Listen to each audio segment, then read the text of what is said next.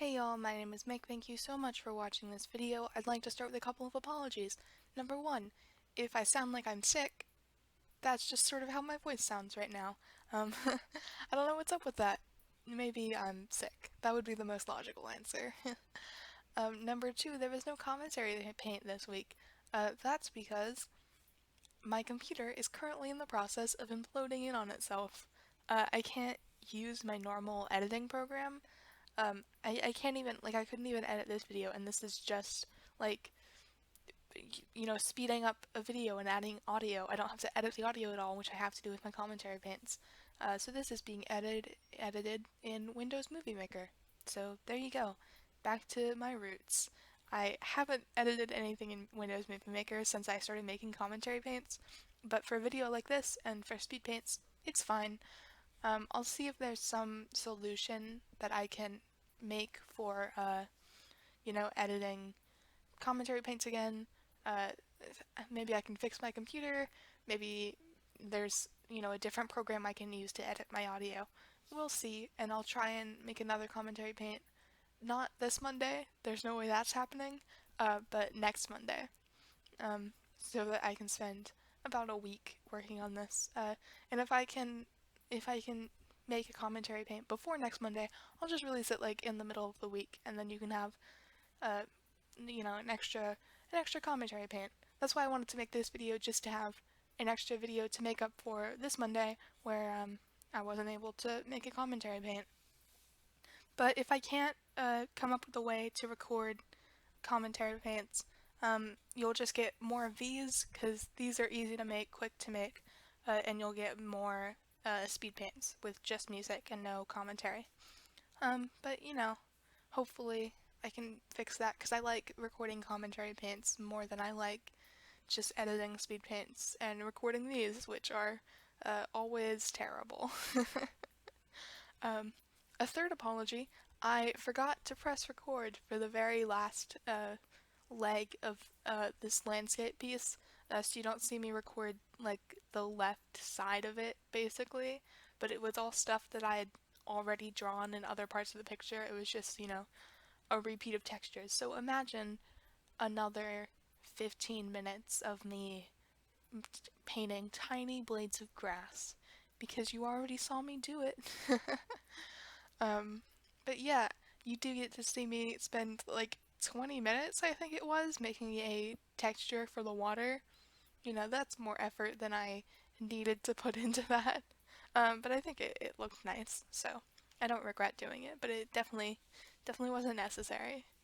I think it turned out nice though, and I think that's because I have been spending a lot of time just sitting out by this body of water behind my house. It's a pool. I don't know why I was like, oh, it's a body of water. There's a pool behind my house. And I've just been like sitting out there and staring at it, and it's got that texture. And I just wanted to make the water look different, because in both, I was going to say all, but there's only two of them.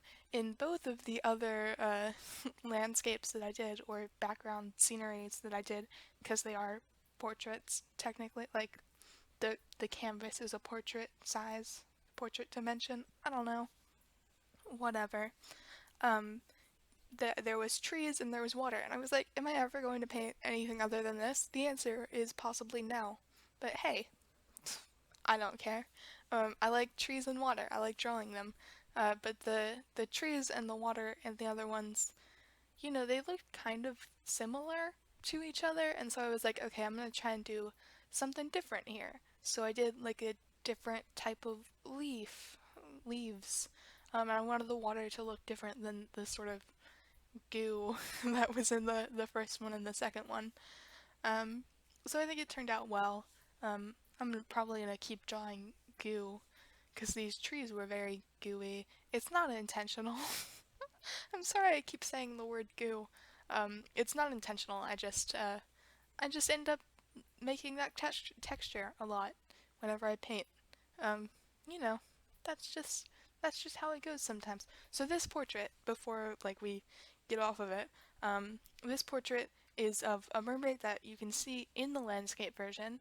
And I wanted them to be connected, so like you see the mermaid, and then like she's out of the water in the portrait.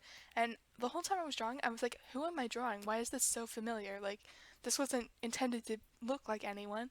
Who does it look like? Who does this remind me of? And the answer is Lucy Davis, but evil, I guess. Because the day before I drew this, I had watched Shaun of the Dead for like the 100th time because I love that movie, love every Edgar Wright movie. And so the whole time I was watching it, I was like, I should probably like like finally, that's the word I was looking for. Finally, draw some Shaun of the Dead fan art because these these people, they all have such interesting faces, and they're all faces that I would like to draw. But Lucy Davis, who plays Diana, more so than anyone else. I don't know what it is. She's got that face, and it's a face that I can love and draw. And so I unintentionally ended up making this look a lot like Lucy Davis, but an evil mermaid. Because this is like I looked at this palette and I was thinking very swampy and very like dark and mysterious and creepy. I thought that I could get that vibe, which I definitely got from the portrait. I don't know about the landscape. The figure isn't foreboding enough, but the portrait definitely is. Maybe that's a bit of a mislead. That's creepy, right? Misleading people like with an innocent seeming thing, and then it's like, oh, scary shark teeth, shark teeth, and really really dark purple scleras. Um, so, uh, I wanted this mermaid to look really creepy, but I was thinking like, do do mermaids live in fresh water? Isn't there like a special name for a mermaid that lives in fresh water? Because years and years ago, maybe just 2 years ago, like 2015, 2016, for NaNoWriMo, I wrote a book about mermaids. Um, and I remember including some like swamp mermaids. And I thought I had a special name for them. And I don't know if that's just something that I made up or if it's like an actual term that other people have and use. Uh, I genuinely don't know, and I like tried to Google it, and all I could find was naiads, which are different because they have legs, and are just like river spirits or something. But I couldn't find like a term for a freshwater mermaid, and I didn't want to dig through that horrible, horrible book that I wrote. Honestly, it wasn't terrible, but it wasn't good enough for me to want to read again. But maybe one day I'll go back and I'll edit it because it had potential. Um, so yeah, yeah. I was talking to someone while I was painting this. Um, see, I always like have a subject to come in to talk about with this video, and then I just spent, you know, 8 minutes talking about other things, and then it's like, okay, I don't have enough time to really dive into my subject. But I was talking to someone while I was painting this, while I was painting the leaves in the background of the trees. I was talking about how I just wanted to, you know, not include enough texture so that I could still be lazy, but include just enough texture to give the impression of leaves. And the person I was talking to was like, oh, do you consider yourself to be an impressionist? And I was like, no. And he was like, oh, but like a post-impressionist. And I was like, okay, by definition, I'm a post-impressionist, but we're all post-impressionists. That's genuinely a term that was used to describe a lot of, styles of art, movements of art that came after the Impressionists. And hey, we're way after the Impressionists now.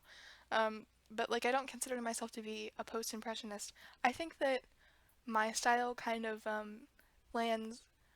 See, because when you say realism in art, you don't really mean completely realistic, because there is like hyper-realism, and that's where you're trying to include like all of the textures for like every individual pore on someone's face, and then you're in hyper-realism.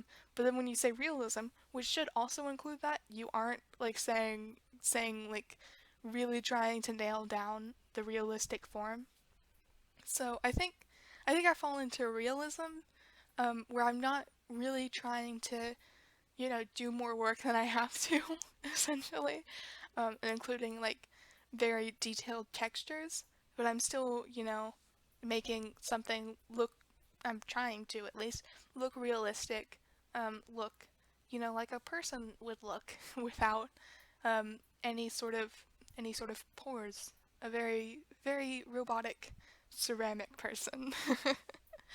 Um, and so I was thinking like, okay, I guess I take shortcuts that are rooted in realism or in impressionism, but I have like this much more realistic vibe. And I was trying to like find out what movement I qualify as, because it's not the 1800s. I don't qualify as an impressionist. Um, but like I don't like what is the current movement in art, and do I fit into it? Is like digital art a movement because it's sort of a new thing? I don't know. I know a lot about art history. I don't know a lot about art present. um, so I think I was just thinking a lot about that because it's definitely not a very classical style of art that I do. Um, I think I would need to have more details and more textures for that to try and make it look as realistic as possible. But at the same time, it's not a sort of impressionism or a post-impressionism, but it does have a lot of inspiration from that because that's my favorite movement of art. And we're here at the end of the video, so thank you so much for watching. I'll try and make either another one of these or another commentary tape soon. Bye!